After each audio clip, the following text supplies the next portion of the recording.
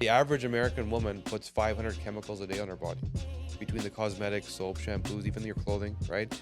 The average woman processes 4.5 pounds of chemicals through her bloodstream every year. You wouldn't consume it through your mouth, right? That's a lot. It's of incredible. chemical. Tell us the truth. Have you ever had to look over your shoulder with Big Pharma after you? Oh yeah, they've been to my door. Yeah.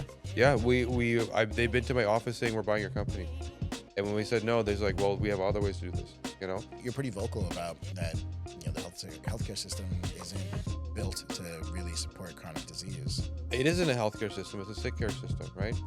It's not healthy, it's not caring, and there's no system, right? It's all about profit. The system isn't about what you need. The system is how do I keep you under a certain payer where there's a giant margin so you feel like you're insured, but you're actually not, right? That's how the system is designed.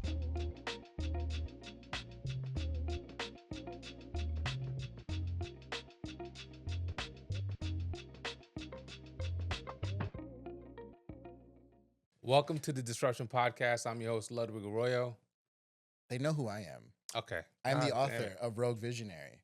I am the inventor of social media influencers. It's your boy, Ankur Garg, a.k.a. the OG Disruptor. What's up, guys? And today we have a very special guest, a man with over 1 million followers on social platforms, the author, entrepreneur, Kashif Khan. So 1 million just happened today, by the way. Congratulations. Yeah. I woke up like, Congrats. wait, it's like there's some digits missing here.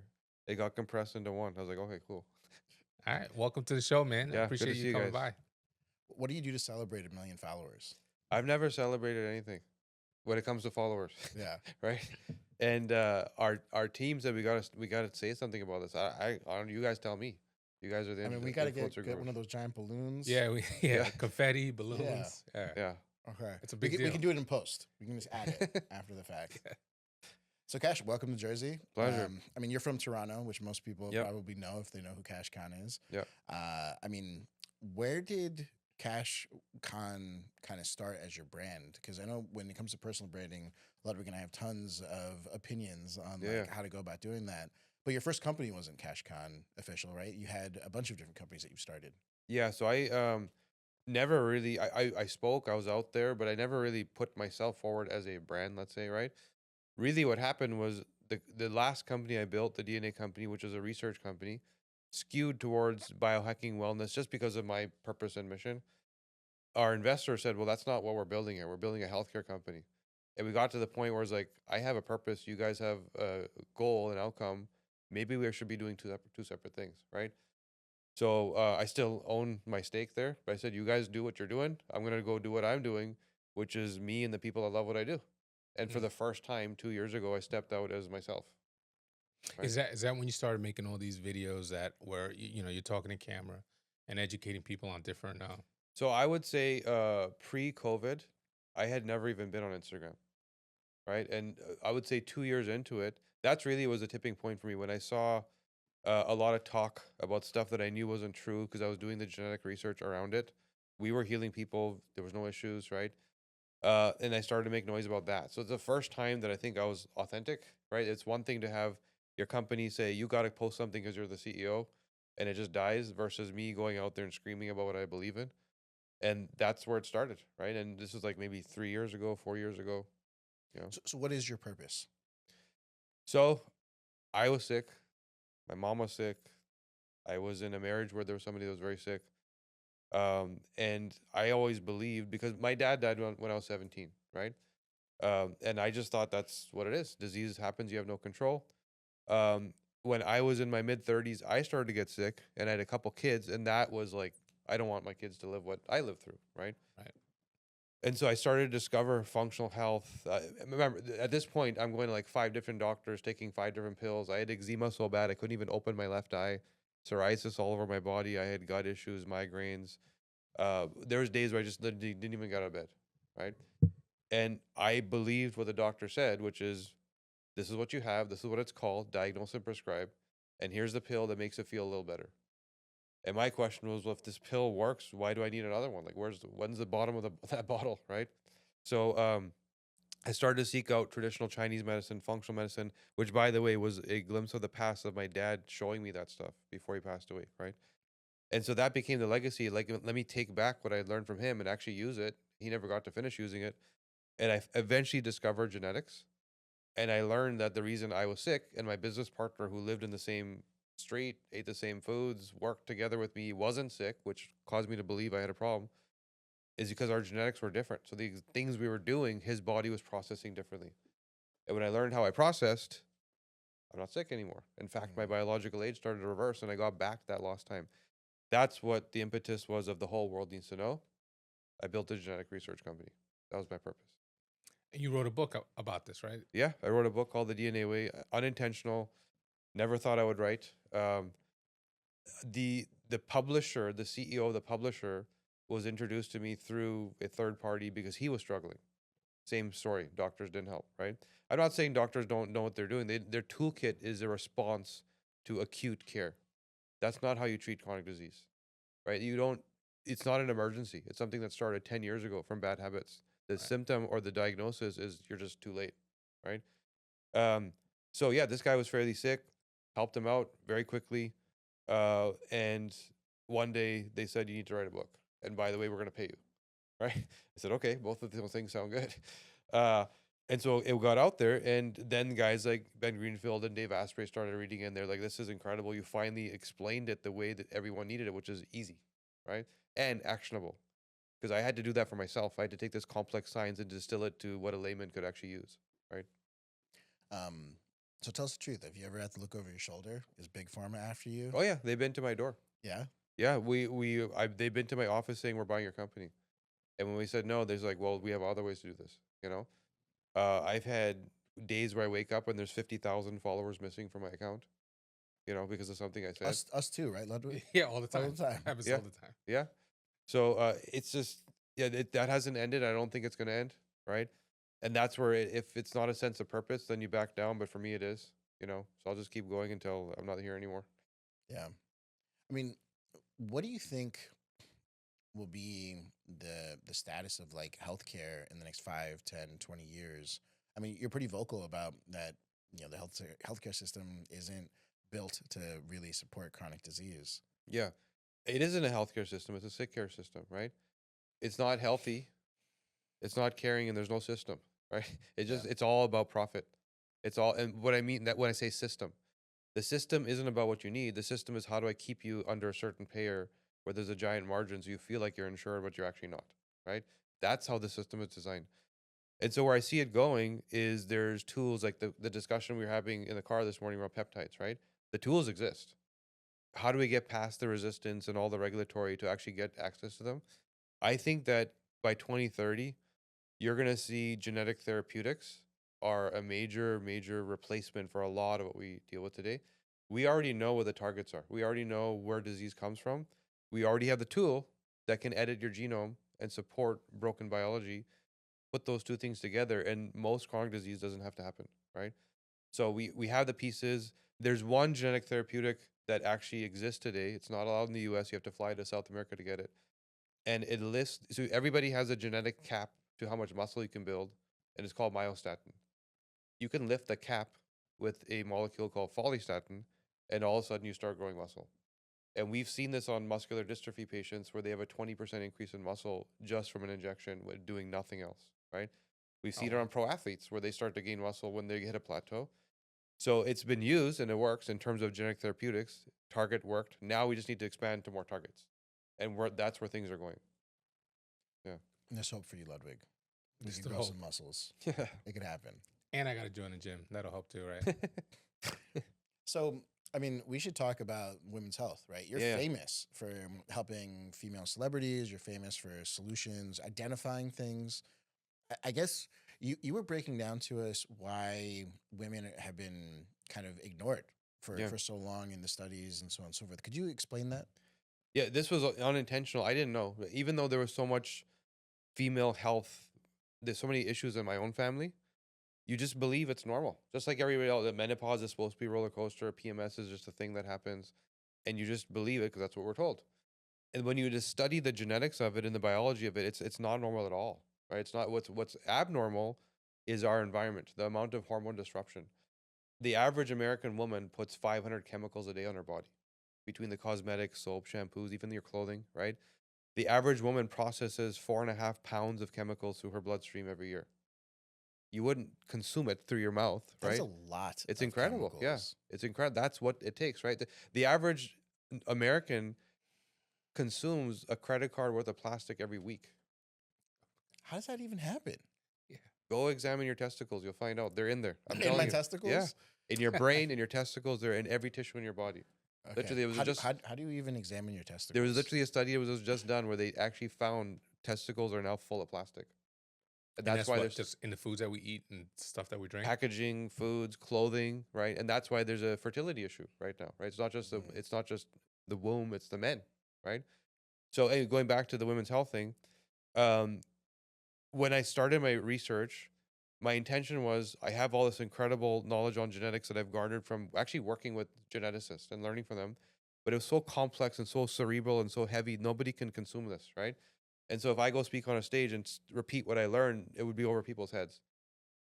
So I had to distill it down to what worked for me. And then I realized that science was still based on the pharma model of disease-centric research. Let's take somebody with Alzheimer's and apply genetics with it and then figure out what gene equals it. But that's, again, too late. How did you get there, right? So I built that research model, which is I spent 3 years with 7,000 people, one by one, saying both if you're sick and if you're healthy with this genetic profile, how did the sick person get sick and how did the healthy person stay healthy? Because you have the genetic propensity towards the problem. Why didn't you get it? That to me is healthcare research. Why don't we study healthy people and ask them why they didn't get sick? And then compare that against a sick person. So that's what I did for 3 years. And the thing that I didn't know I was going to discover is 80% of dementias in women, 80% of autoimmunities in women, 80% of anxieties in women, 80% of rheumatoid arthritis. The list just keeps going like that. And so I had to dig into that. And the biology that I found was estrogen levels, as we know, are much higher in women. But what we don't get told is after you make estrogen, you then make metabolites of estrogen. And there's 3 of them. One is called 2-hydroxy, one is called 4, and one is called 16-hydroxyestrogen. One of them is good, all the good stuff you hear about, I want to take hormones for my brain and my heart, etc. 2 of them cause inflammation. Now, why would your body make something that causes inflammation? Your body didn't know that you were going to live in 2026 where everything is a hormone disruptor. Your body thinks you're a cave person. The DNA of humanity hasn't changed in 250,000 years. We are wired like cave people of that time, right? So a little bit of inflammation is good. A little bit of hit the embryo wall. Sorry, not the embryo, the uteral wall, so the embryo can actually implant. Because just like you go to the gym to rip your biceps so it builds back better, Ludwig's gonna start apparently soon, right? Soon. Yeah. So the same This thing is with great. I don't even have to make the jokes anymore. Yeah. So the same thing here. You want a little bit of inflammation so the tissue gets more resilient, but there's a threshold where it's too much. And then there's a threshold where your body, the innate detox systems you have, can't handle the capacity of that amount of hormone metabolite. And so it accumulates. And it accumulates in your breast and causes breast cancer, accumulates in your brain and causes Alzheimer's. It accumulates in the heart tissue and creates, which is why 66% of women die on their first cardiovascular event. They didn't even know, they had no symptoms because of the amount of inflammation they're struggling with. So every organ and every gland and all the vasculature is so much more heavily inundated with an inflammatory insult from the inside that nobody's measuring, right? This is why women are struggling so much, and it's not being addressed at all. Yeah, I mean, I mean, they don't talk about it anyway. Nobody talks about it, and that's why you invented a new product. Yeah. So let's talk about doctors specifically and what this does to help alleviate some of these. Wait a second. Some of these issues. What was the name of this company? Doctor with HER. Right? Okay. All Because right. my intention is, it's in the name, is that healthcare is not designed for women. Women weren't even included in medical research. You know, the thing that you get at the doctor today, whatever it is, it takes an average of 27 years for medical innovation to land on a doctor's desk. It's the most obscene, absurd thing when it comes to innovation, mostly because of the blocks to prevent innovation, right? So whatever you're doing today started 27 years ago, and most of it is actually older than that, right? Up until about 2 decades ago, women weren't even in medical research, very intentionally. What is the Why? purpose of research? It's safety. The thing has to be safe. Efficacy, right? It has to work. But also, you're paying millions of dollars for research. You want this thing to go to market. You don't want the study to fail. And men have a daily hormone cycle, the same Progesterone converts to testosterone, converts to estrogen. We're doing the same thing. We just do it every day. Women do it over 28 days. So we have a follicular phase, a luteal phase, the menses itself. There's a lot of circadian rhythm ups and downs and ebbs and flows that need to be considered. That makes research complicated, right? So women were intentionally included. Then a couple years ago, all this pushback, like, okay, we'll bring women in, and it was only postmenopausal that don't have a period. But even then, doesn't really tell the true story. And so most solutions you get, we're just studying on Western European white males. That's it, Mm. right? It doesn't matter where you are in the world. That's where the research came from. So it doesn't work on a lot of people. And so now you have a model where women go, what do women say? I'm gaslit, I'm not hurt. Because the solution doesn't match the problem. So what else is the doctor going to do, right? To them, it doesn't make sense. This should work for you. You're crazy, right? Versus you are completely different hormonally than what this thing was designed for. The things don't work, right? So my intention, the thing that Ludwig was asking about was doctor is the way women need their health addressed, which is not a pill for an ill. It is more coaching, and it is more the cause as opposed to the symptom. The cause accumulates, right? So if we just deal with the cause, this central hub of estrogen toxicity, breast cancer, Alzheimer's, autoimmunity, like, let's just get rid of the hub. Why deal with all these spokes, right? That's what we're trying to do. So is doctor going to be like a coaching thing? Because I mean, you're famous for coaching. Yeah, so I've learned from years of tens of thousands of hours of coaching in groups and individuals and celebrities and athletes that I started to see a pattern over and over and over again of what I was recommending, right? And now I don't need to necessarily go through the testing and all that, just like any doctor does, right? They're like, oh, this is that, you need this, right? But my you need this is a very different answer, right? So on the root cause or the system failure. And so now I realized, so let me give you an example. If you go out and look at like general population data and you run the genome of say 1 million women, you might find that 5% of them fall in the bucket of what I said that are highly estrogen toxic. When I run a coaching program with say 100 women that are struggling with breast cancer, which I've done before, right? About 70% of them will show up as estrogen toxic. So why don't we solve the actual big problem of the 5% who are 80% of who are struggling, right? Is that something you can even solve? Yeah, yeah, How? because if you study the biology, how you get there. So there's two ways to solve it. Get rid of every hormone disruptor. Mm. We have 140,000 chemicals added to humankind since the 1970s. You're not going to get rid of it, I mean, we right? could all walk around naked. Yeah, Right. it's what's your clothing. That's one way. Yeah, it's the naked, and but then your skin is exposed. It's the fragrances, it's the cosmetics, it's the Mm. soaps. You're in a shopping mall, you're in an office where they just clean something. Like you can't escape it, right? Yeah. So the ideal answer is get rid of it. You can't, right?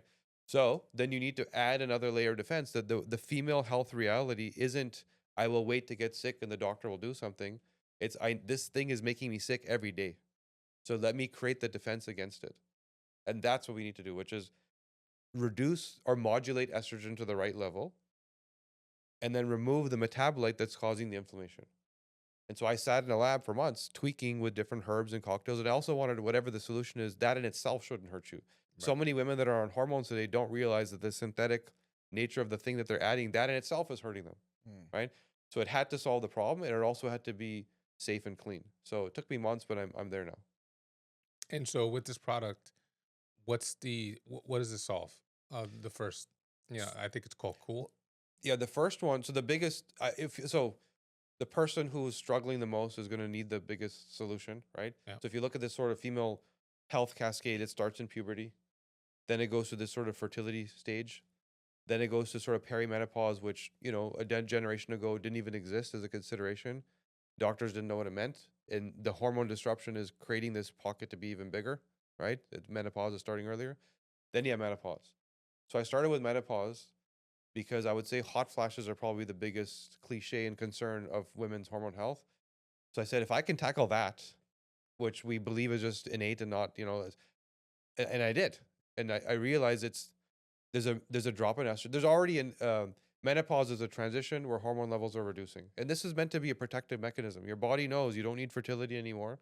Why do I have this inflammatory hormone still being produced when my mitochondria and energy production is also being reduced at that age where I don't have the resilience anymore, right? So the cells aren't resilient, they don't fight back, they get inflamed easier. So menopause is actually a necessary thing, meant to protect you, right?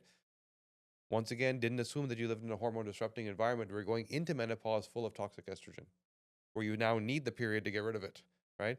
So I added something that helps modulate that drop in estrogen, which creates this vasodilation event, which creates this surge of hot flash, right? Mm.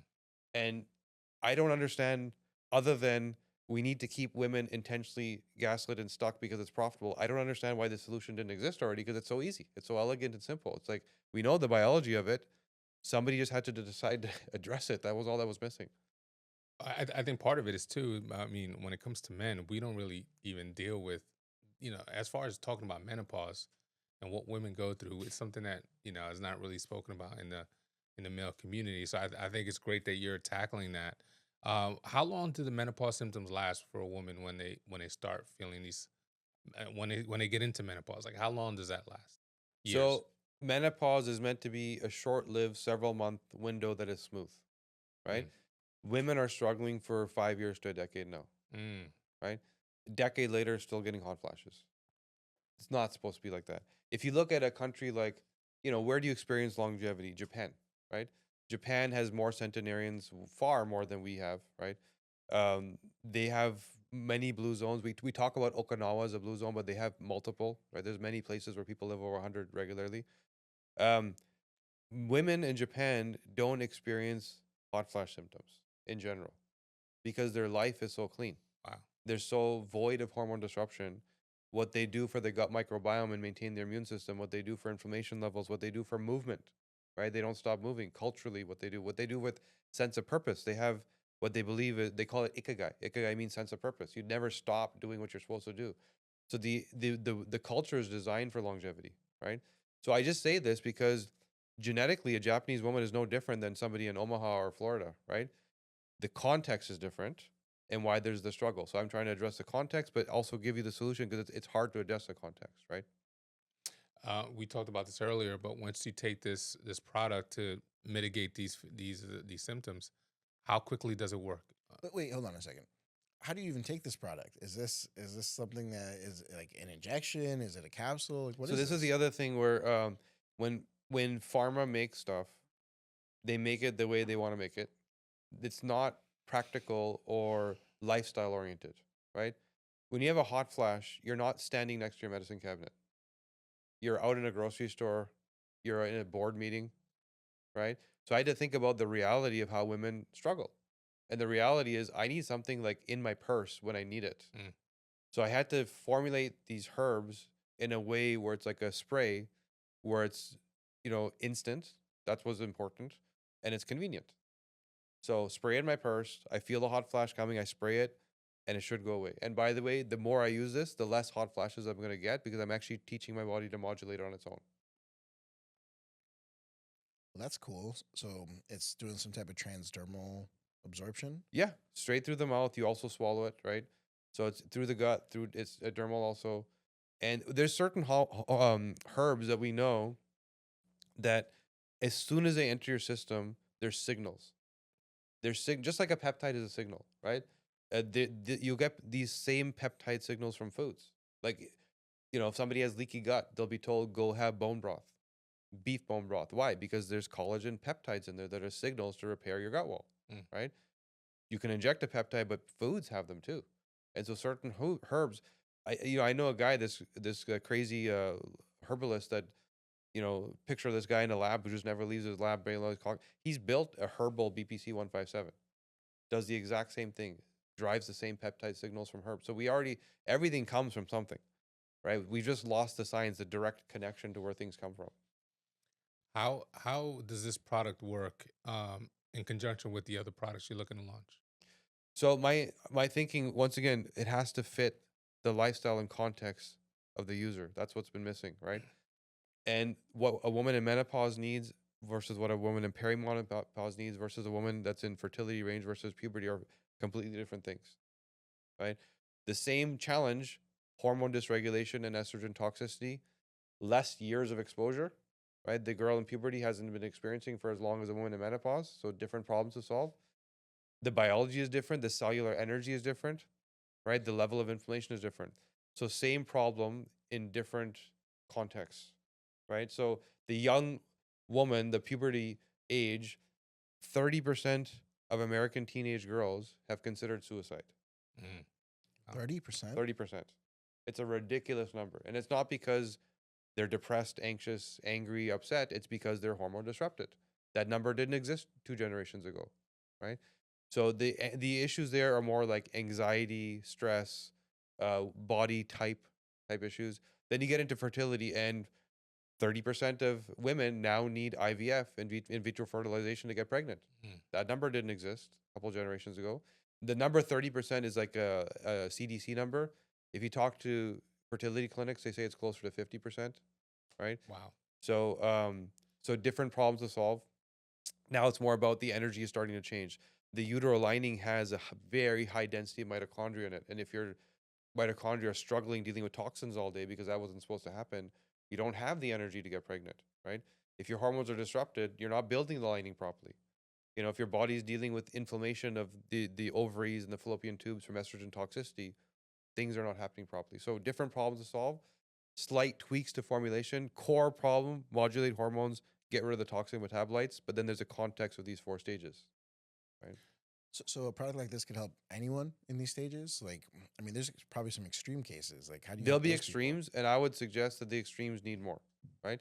So this is designed for the majority of people, majority of women. There are definitely extremes, right? There are women that have been having hot flashes for 10 years. I would say this is not the first solution. It will 'Cause help. There has to be tons of other issues going on to Yeah. have hot flashes for 10 years. Yeah. There's it, for example, when you reach the age of 50, your mitochondria in a significant way deplete. It actually starts in your early 30s. This is why the 35-year-old doesn't want to go to a club all night. They want to Netflix and chill. Right? They don't have the energy anymore, right? It's actually a shift in your body's ability to produce energy. So it's a small, let's say, reduction in size of the mitochondria, so they're not as robust anymore. When you get to 50, they actually die.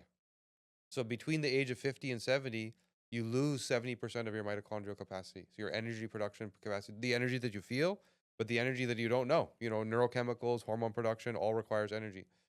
And so that may be a unique genetic trait. There's a pathway, not to get into the crazy science, it's called superoxide dismutase, SOD2. It's a gene that determines your mitochondrial efficiency. So some people are genetically born already inefficient there. So that woman is going to struggle far more, right? Because she's hitting the transition phase of menopause, but she's also genetically at lower cellular energy. So it's just going to hit her harder. There's no recovery. So there may be an additional layer of support. It's like, let's also upregulate the mitochondria. Now you're going to feel better, your baseline is better, and the spray will work. Right? How is this being received in the medical community and just amongst women in general? The fact that you're really bringing light to an issue that's affecting all women. So I'll speak on stages, or in healthcare conferences, and I remember speaking at this event where there was 400 doctors. A lot of them were women, and a lot of them were like oncologists and breast cancer doctors, right? And I spoke about this stuff, and I spoke about breast cancer and how it's entirely preventable, and I gave case studies of women that I've worked on, celebrities and such, right? And they were literally crying. Crying because they're like, we weren't taught any of this. And it's so obvious when I hear it, but I didn't know. And then they start thinking about their clients and their patients, like, what could I have done if I had known, right? So I would say pre-COVID, it's like, what are your credentials? Get laughed off stage. Literally. Well, that was one of my questions. What are your credentials, right? I mean, are you a doctor? Or do you have any medical training? I would say most great functional medicine stories are, I was sick, nothing worked, I found a solution, and now the world needs to know. Anyone that's the gut expert, the hormone expert, the Lyme disease expert is usually because they went through it and they actually solved the problem, because medicine doesn't solve the problem. And now they want to teach everybody. And it's the same thing with me. I was sick. I realized why my mom, who was bedridden with arthritis, who I used to visit at her bedside, who now goes to a gym and trains, Ludwig, once again. Yep. My mom can do it. You can do it. Yes. Right? So she literally couldn't get out of bed, right? Yeah. My niece couldn't go to school because of anxiety. She ran away from home. Now she's going to university. She's thriving, right? So I saw it in front of me. So the solution of somebody coming from the outside, looking at it not from the healthcare lens of here's how you do things, looking at it from the user lens of like, here's how I want it to work, and building something, right? And so, yeah, I've studied genetics now, and I've studied functional medicine. I've studied it all. I've read all the books. I've done all the courses. I did a Harvard course on genetics after the fact, and I realized that course that I took at Harvard was useless. Mm. And now I actually have a course that geneticists sign up for and pay me to teach them what they didn't learn in school. Mm. Because learning from a textbook is, what does this genetic marker mean, but never actually meeting a patient and applying it, right? Never considering environment, nutrition, and lifestyle, someone's unique circumstance and context.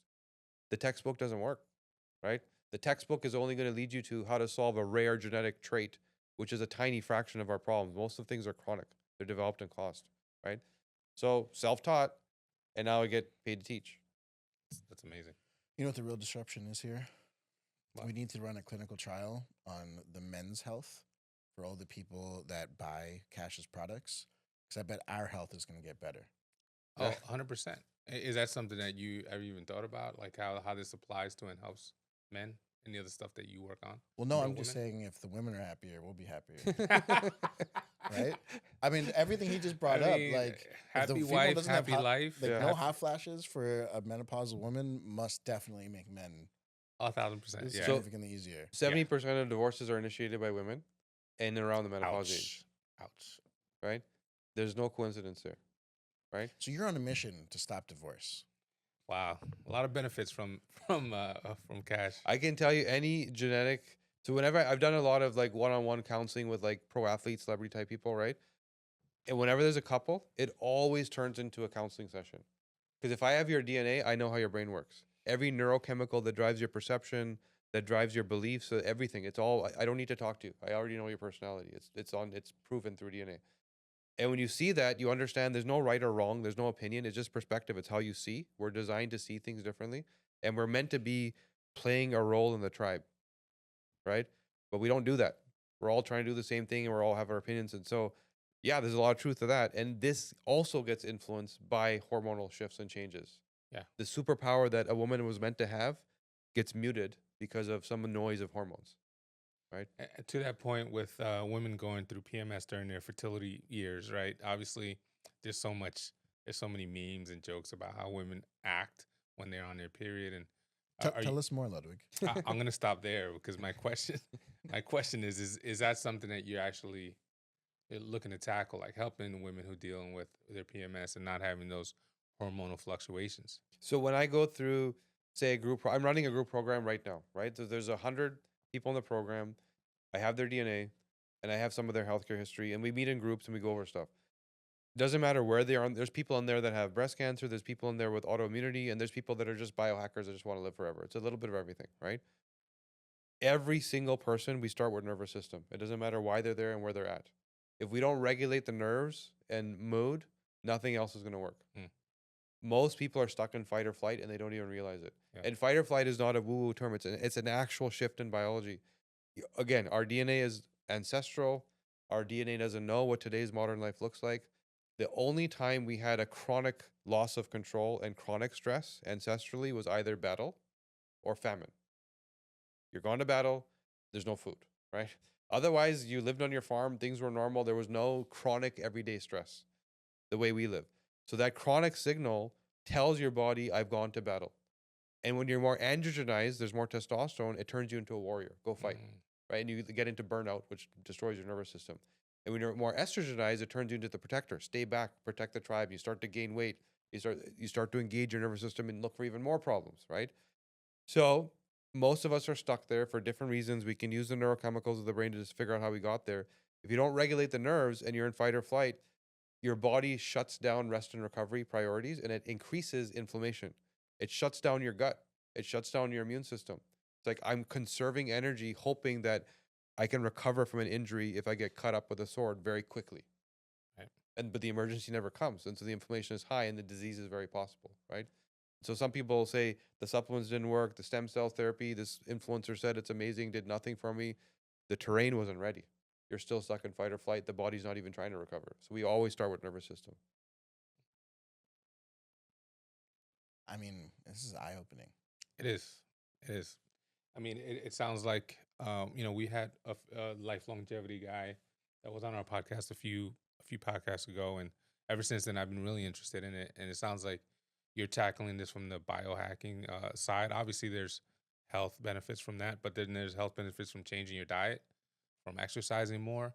Like if you look at the blue zones around the world, these are people that have been doing, whether it's working out in the fields or walking up hills all the time, um, to increase. Do you tackle any of those types of changes as well, or is everything here for you more like biohacking? So I would say there's kind of three phases. Most people who are starting this journey are in more of an acute phase, and they don't realize how much the terrain needs healing first. Mhm. If you actually, if you have Lyme disease, if you have fatigue or whatever, you don't jump to the biohacks. You got to put out that fire first, the acute fire. What is the actual problem to solve? And you can use the biohacking tools, and you can use genetics and gut testing and toxin testing to figure out what got you there, right? But you're not yet seeking longevity. You're not seeking life extension. You're putting the fire out. Once that's done, which is usually several months of work, then you start to ask, what does optimization look like? Like, what is my diet? What is my not general, but what does my body need for diet, for exercise, for work, even for relationships? And that's all can be determined through genetics. How does your body process plants, fats, carbs? Does it even matter? Low carb, high carb? How do you sleep? That's genetically, we know all that, right? Once you've done 6, 8 months of that, now the terrain is ready for biohacks. Mm. Now you can start seeking life extension and longevity. You don't take that stuff and throw it in an acute fire, right? Got And that's why so many people say it didn't work. It made me feel worse. Oh, a woman starts taking creatine and gets, how many women that are listening right now will agree that creatine upsets their stomach, but creatine doesn't upset your stomach because you have a leaky gut. The gut's so inflamed, it can't handle that. So you got to fix the gut first, then go benefit from the creatine, right? This is why I'm saying all the things you hear online, who are you hearing it from? The person who's been doing it for 15 years. Their body's probably not in the same place, right? So yeah, there's definitely an order of operations to get things right. I'm hoping you're gonna make me back me up on this, but I think I'm wrong. You should lose the hope. I'm gonna lose. I think I'm gonna lose on this one. I make fun of my girlfriend because she wears a red light therapy mask in Yeah. bed every night, and I'm like, "What are you doing? That stuff doesn't work." Am I wrong? Am I wrong or am I right? No, it definitely works. I would say it work. There's the science that's true. Then there's the device that is a commercial thing to sell you a widget and a toy to make you believe you're getting the science, Yep. right? Yep. So there's a little bit of knowing what did you buy. So the science of red light, we can talk about that for a couple hours straight, right? What does it do? There's a pathway in your body called cytochrome C oxidase, which does a few things. And ATP. So your mitochondria is the energy producer. The storage is a battery called ATP. That's your reserve of energy. Cytochrome C oxidase allows you to make more batteries. That's why red light is so healing, right? It also upregulates your body's ability to remove oxidants.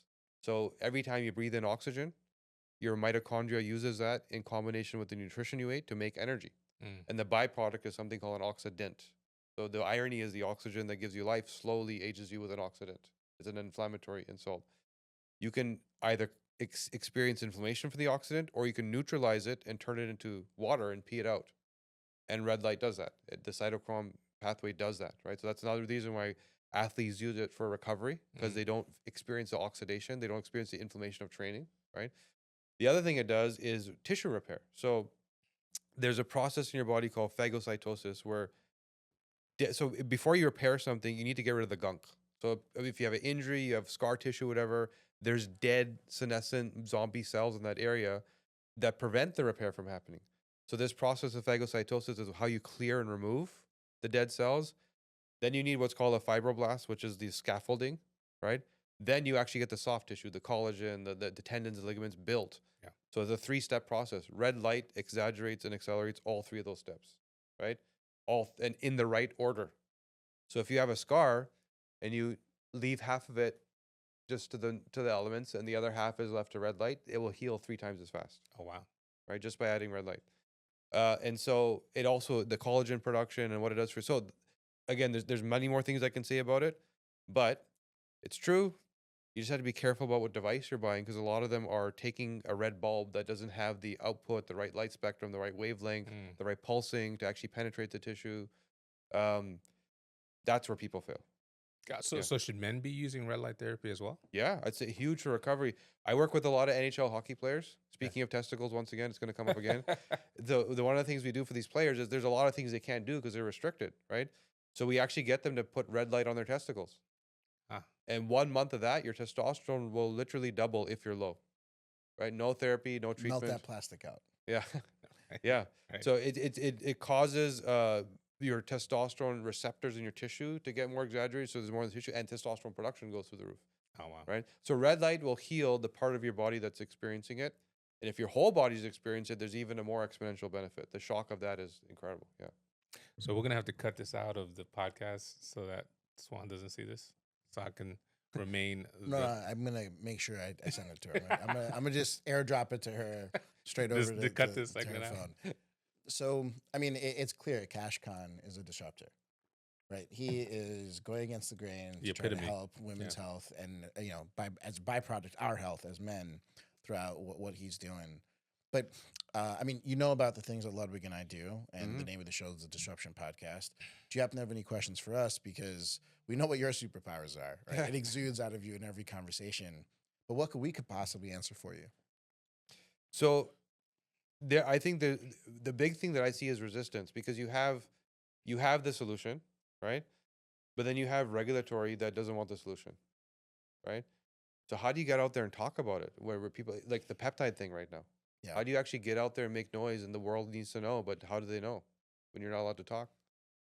I mean, all people build up a wall of trust, right? Yeah. And that starts really young from us, from the food pyramid, telling us how we're supposed to eat, from understanding what is a marketing term and what isn't a marketing term for organic or that's fair trade certified, all this other stuff that is noise, right? In the world of products and what you take.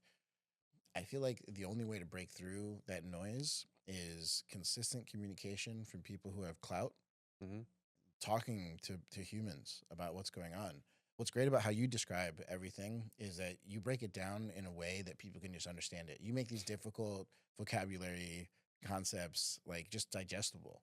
There's not enough of that when it comes out there in the world with other people and how they're putting out this content. Like an influencer, like you said, and having done it for 10 years and then being like, you guys should do this too, because this is what worked for me.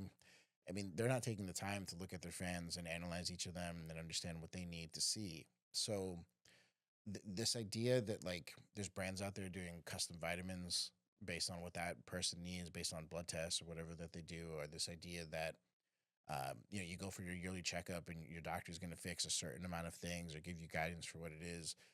I think the biggest problem is there's not enough awareness of what the problem is, right? Like you said, the terrain is the problem that everyone needs to get solved with nervous systems. But to get in front of the masses, I mean, it's an uphill battle. The only solution is you got to keep doing what you're doing in digestible formats. What's great is that you've evolved, right? You were doing essentially just like written content for a while, from what I remember from doing the deep dive on you. You eventually got into audio content and then video content, and then you're now on public stages talking in front of tens of thousands of people at these expos. You're literally making doctors cry, right? Yeah. So, I mean, the idea then is like, are you evangelizing those doctors to then continue spreading that message? And then are we giving them the tools for what they need to do? But owning your community is probably the biggest piece, right? When I look at these peptide communities, like what we're just bringing up, the ones who like truly own a community of people to give them advice and give them an opportunity to communicate, they're cutting through the noise the fastest. Right. Yeah. Yeah, I see that. And I also see between the people you're talking about, the community, they're so tight with their community. I don't think there's enough collaboration. Like there's not enough of like, we're all on the same mission. Why aren't we working together? There's a lot of egos, right? Yeah. I don't have ego. I don't care about that stuff, but there is a lot of ego, right? So I don't know how we cut through that and bring people together. That's another big one. You know? I think there's people that can't be helped when it comes to ego, and you just have to let them do what they're doing. Yeah. But then those that are willing to let go of the ego and create a community, I mean, you're going to see a large group of people successfully add BPC 157 or herbal solutions or anything into their diet in 2026, right? And when people are healing themselves, everyone else has FOMO, right? The guy who has ego will eventually drop that ego, but he's got to see a large enough population doing something else first. Yeah. Right. It was no different with organic food, right? It was a very small community of people that were supporting organic nutrients and food and understanding like how bad the pesticides were and so on and so forth. And it wasn't until it got really mainstream that everyone started switching over. Now we all pay $12 for a carton of eggs, and we just don't stop, and it just is Yeah. what it is. Yeah, I feel like we're at a tipping point actually now with this community. Having heard about it over the last 2 years and seeing the amount of people that are involved in biohacking and life longevity and spreading the word, I think between 2026 and 2027, I think there's going to be a big sea change in the amount of people getting involved and the amount of people taking this information and making changes. I mean, after what we saw in our little peptide journey a few months ago when we went to Vegas and the amount of people that are interested in it, I think it's happening. I think the ball is moving. Is there a lot of friction? Do you see friction between the medical doctors still? A lot of friction and like this community that you're heading up? Not like it used to be. It used to be like I can picture doctors in my mind where pre-COVID didn't want to talk to me. Right? The only question is who are the credential thing we said earlier, right? Yeah. And now it's like they're calling me asking for help. Yeah. I had a great. neurosurgeon from Vancouver call me the other day asking me to solve his chronic pain. I said, "You're a neurosurgeon." Right? He's like, "Yeah, but I don't get taught any of this stuff, you know." Where 5 years ago, the ego would have blocked it. Yeah. Right? So there, I guess it's a little bit of what you said. Like it's out there, people are talking, so it's normalized. It's like, but they still want to know the studies. They still want to, it's like they don't trust the word alone, right? Yeah. Which is good. Right? Should be vetted and proven, right? But for sure, things have changed big time, big time, big time. Every clinic in the world is now wanting to build a longevity sort of booth or section, or there isn't a doctor I can talk to that doesn't want to add some of the biohacking tools into it, and they want us to advise on how to do that, right? So complete shift. I realized I didn't really answer his question. Okay. I could drop some real knowledge. So, they did these studies. It's between 16 and 34 touch points that'll absolve the concern of that tipping point of interest.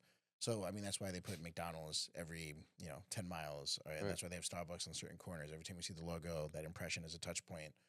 It's why brands will send you abandoned cart emails when you didn't check out, and they'll have certain influencer touch points and so on and so forth across the board. That range is just based on how difficult that personality is for whoever it is that you're talking to. However, touch points alone don't cause the shift with anyone. The second part of it is you need social proof, right? Attached to the touch point of the impressions of realizing that this is something that's out there. Social proof is different for everyone, right? And just like you said, there's a train here, there's a train up here for what you're gonna believe. Is it that you have to have a personal friend going through it and going with you? Is it that you have to see, social proof from the medical community? Do you need to see it from, the Hill out over in DC before you'll even consider it? Everyone's got a different tolerance of what that social proof needs to be. What they say in mass markets that as soon as a friend is using that service and there's a positive result, 50% of people will solve their social proof need. The second piece of social proof need comes from actually having 3 different people in your community say that it worked for them. And it's interesting where that jump is, right? You think about it, right? When did you finally switch to a Sony camera? It was after there was 3 employees that were when all my Canon Team broke Sony. and I had nothing else. All you shoot on is a Sony now. I just have to bring that up every chance I get. There's these set markers based on mass markets of when they're going to actually get over, what they need to do. And then the third piece of it is accessibility, right? How accessible are these solutions? At one point you would find those vitamin bars with IV bags only in Miami, only in New York, major cities. But now you'll just drive down the street and you'll find it. Same thing with Botox, same thing with all these other estheticians and so on and so forth with services they offer. But the solutions that you're talking about, like blood testing, are we all going over to one of these labs and getting blood work done? But then who's analyzing it? Right? Do we actually have access to the people that want to do it? Now, access from my understanding is diluted. And when you have the first 2 solved, we have the internet now. Yeah. Right?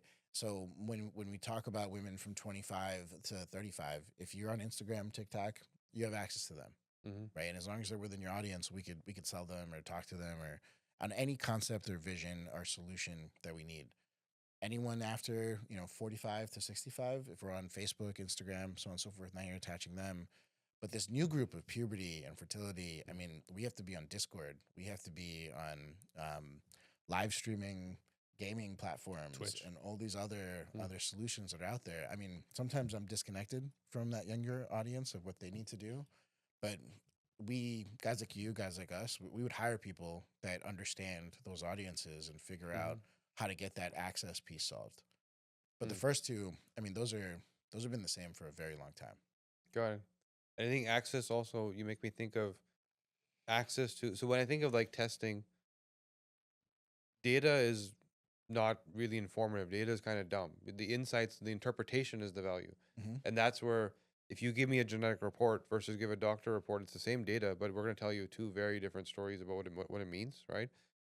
That's another really cool place where we're at right now is the ease of applying tech to anything, whether it's AI or just some rule set to interpret, right? And I think we're so Function Health, Mark Hyman's company, it's a blood test that already existed. Yeah. Right. Yeah. Anybody could go get it, but he's the interpretation and the ease of use and that accessibility, right, is why it's blown up. And so that's the other layer. When you ask me about where's healthcare going, I think that's another place where it's going. Is you don't need today. I honestly don't think you need a doctor, right? With what AI knows, both on the functional side, the allopathic side, already kind of doing a better job of diagnosis, right?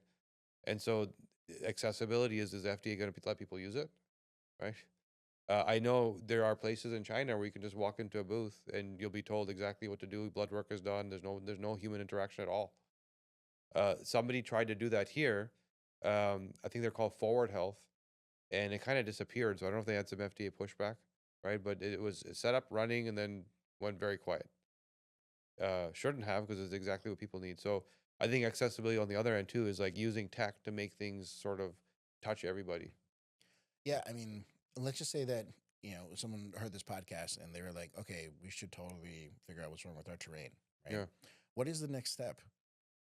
Because, Yeah. I mean, they don't have Cash Khan's phone number. Yeah. What are they going to do? Are they going to go call their primary care physician and be like, hey, I want to test all these? And then that physician's like, that stuff's all Yeah. wushu. Like, you don't have to do anything with that content. Yeah. But what advice would you give to someone? There's what do people do today, and I think what you should do. So the conventional path today is you go to a functional medicine doctor, naturopath, chiropractor, right? They have access to all the functional testing. The main tests I think that matter for today's context are genetics. So you understand your baseline and who you are. You're just always making the right choices. Gut microbiome to understand where you're at today, right? Versus blood, like what's your immune system saying? And third is a total toxin test, which is from mold and mycotoxins to parasites to chemicals to metals, just knowing the landscape of like what's in your body. That's what's causing all the problems. Right. Vikash, where do you go get any of that? Right now it's through functional medicine. So it's Okay. it's through finding, it could be an MD, could be a naturopath who is functional medicine certified. They order these functional labs. There's far more of these people than there used to be, right? I think there's like 40,000 functional medicine doctors now. Okay. Right. So So we Google functional medicine doctor. you'll find somebody. And Yeah. you go to them and you're like, I wanted to run all these tests. Yep. And that doctor's going to be like, here you go. Here's a $2,000 bill or a $10,000 bill. But then how do you differentiate between I want to test for two things or I want to test for all 1,000 things that I could test Yep. for?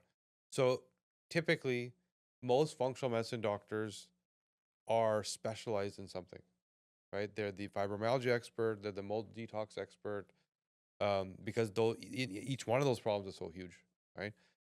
So they're probably are going to have the interaction is going to look different. It's not going to be come see me, get your test, and get your results. That's the allopathic doctor. It's going to be more like we need to do these tests, and I need to work with you for 6 months. It's going to look more like that, right? Yeah. Because if you truly want to solve a healthcare problem, you have to clean things up. You got to get rid of the reason, not the symptom. And the reason takes months.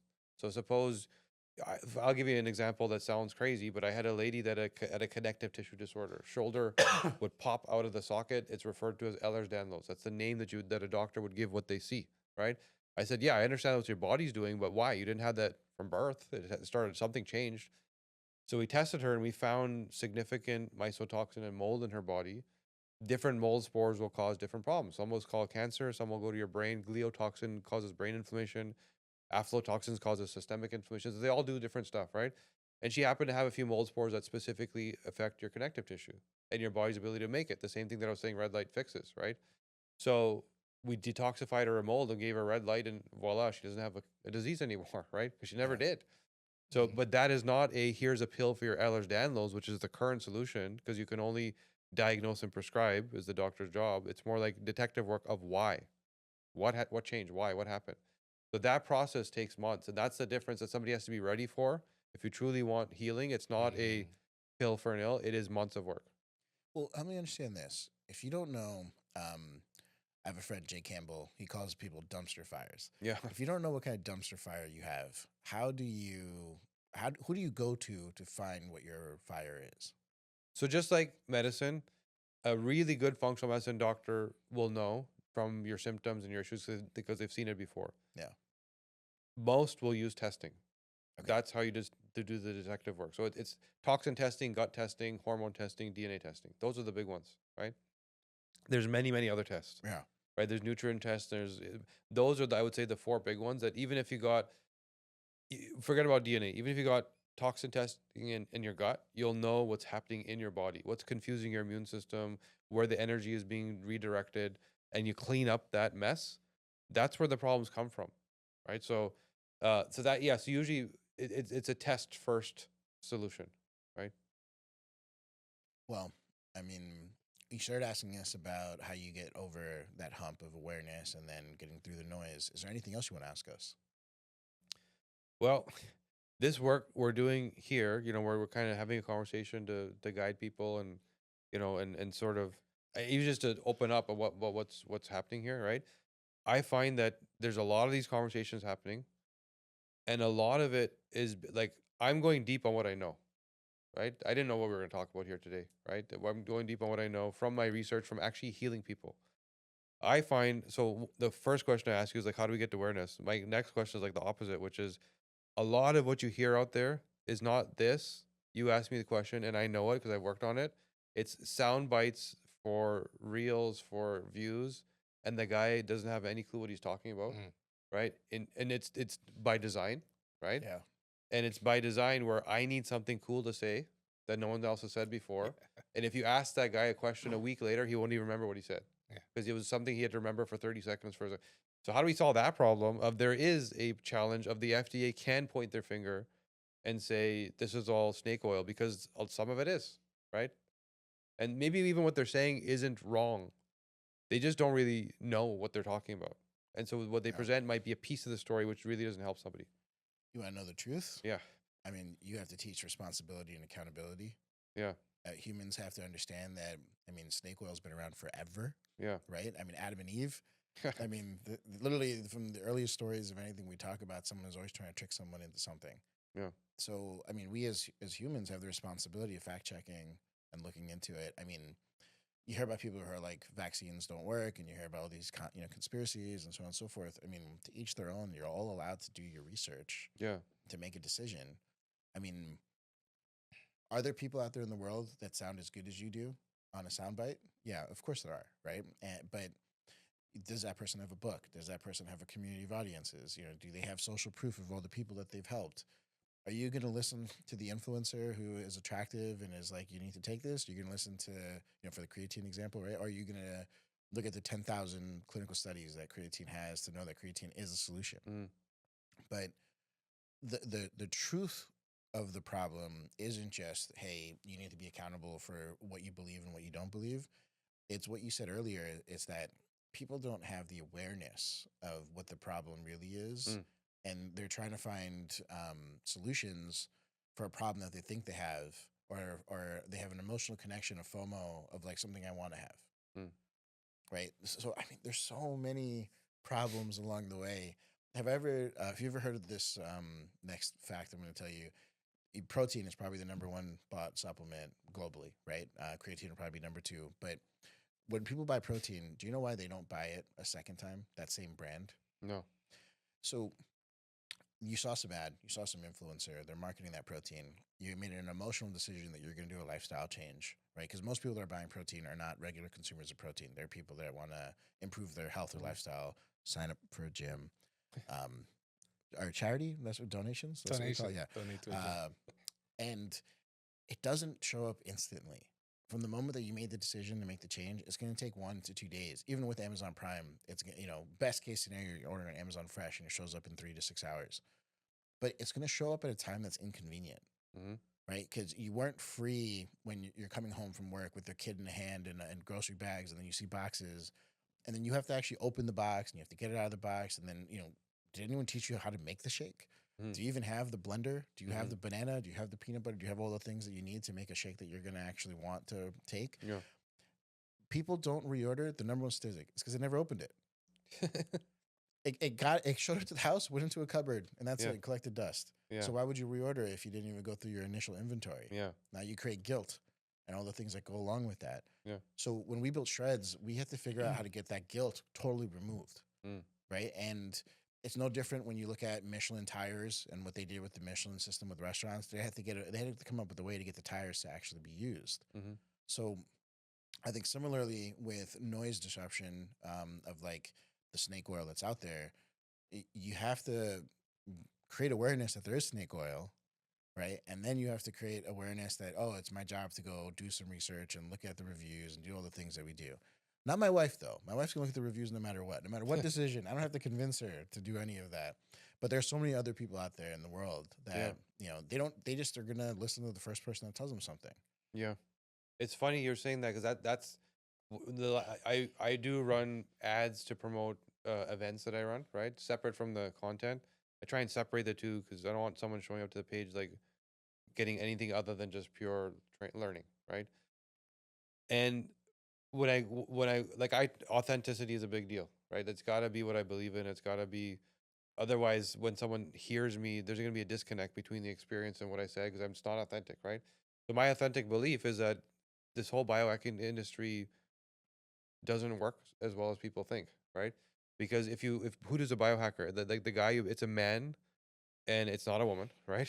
So it's an industry designed by men for men, and most of the consumers of it are women, and it's not working. And they're in a different place, like we said, they're very healthy, so it's not working. So most of my ads have been around anti-biohacking, like this. I do all the stuff, but I don't think you should, right? Yeah. And my whole campaign has been around. Look at what this guy said. Dave Asprey is taking 120 supplements a day, and he's telling you what he does. He shouldn't be telling you that because you're going to go do it and you're going to hurt yourself, right?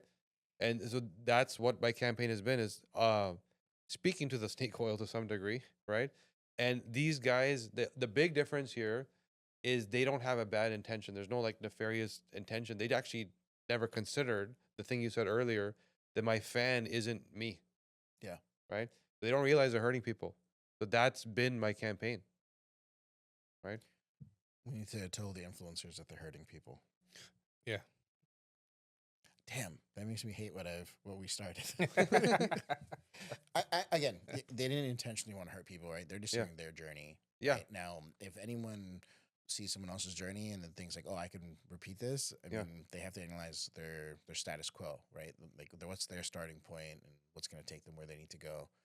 I remember there's this one reel on TikTok where a teacher is trying to explain privilege, right? And they line up all the kids in high school on a football field, right? It's like, take a step forward if you did this, take a step forward if you did that. And at the end of it, you see like a very specific group of people. They're like almost at the other end of the field. It's like, all right, look back. And then you see people that just didn't take a single step forward. Yeah. I feel like we need to make a video like that for, what your terrain is and your genetics and so on and so forth. And then people will just understand there's a genetic disposition based on where you came from, what year you were born, so on and so forth. And people would suddenly realize, oh, maybe I do need to look at my starting point instead of my desired finish line. Yeah, we're all in a different place, right? Yeah, but so how does the solution work for everybody? But no one talks about that. Yeah. So, I mean, privilege became a very popular thing. You see it in movies, you see it in TV, you see it in social media, but the starting point of health, that needs some really creative memes and reels and content out there. Yeah. And I think the more you talk about it and the more others talk about it, the cream will rise to the top in terms of who's speaking about it and who's being genuine and authentic and has the research and the backing. And then I think the clowns are just going to fall by the wayside and people are going to be able to see the difference. And you see this a lot in entrepreneurs. Like there's a lot of entrepreneur bros now that are doing podcasts and they're saying just crazy stuff. Yeah. Just to get the clicks. You know, oh, just buy 10 properties before you turn 30. Oh, that's all you got to do. And then if you flip that and flip, Yeah. it's like, all right, I work at McDonald's. Like, how am I gonna?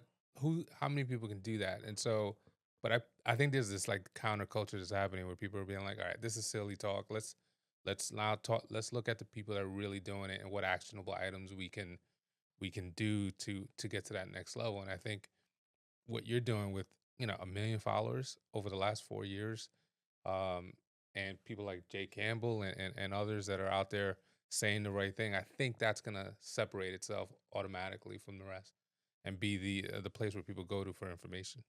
You know, I just realized like even our clients have different starting points when it comes to marketing. Of course. And I don't think I educate people when I go out on social media and I create reels and content. I don't think I'm thinking that people have different starting points. Yeah, it's a good content idea. I mean, a lot of my content is about the starting line, right? Where, like, don't pay LegalZoom $600 to file, to create an LLC. Mhm. It's $75. Yeah. Just go to the county courthouse, and it's literally $75, and you can make your LLC. And getting an EIN in this country is free. You don't pay for your tax ID. But like the other parts that I talk about, I guess maybe all of us need to do a deep dive on some of the content that we're sharing and have more responsibility of making sure people know that, hey, like, this is my specific experience because I'm at this point in my life, and that's why I'm having this result. Yeah. Agreed. Yeah. Well, Cash, thanks for coming down, man. This has been a great conversation. Amazing, Can't yeah. wait to see what happens with Doctor. I mean, you're obviously not just doing a menopause product. There's going to be more with the other demographics. Yeah, I you have talked to, about. like, if we're not solving the problem, we're not solving the problem. So we have to address every stage of women's life, every challenge, and I'll just keep innovating and building more until there's nothing left to fix. And where can people go to find you, Cash? I would say Instagram's the best place. If you want to learn, there's Yeah. daily, there's some kind of reel about something. I'm either complaining or teaching every day. So it's, I would say go to Instagram, Cash Khan Official. You'll learn a lot. Awesome. Yeah. Well, thanks again for coming on Pleasure. the Disruption Podcast. We'll see you guys soon.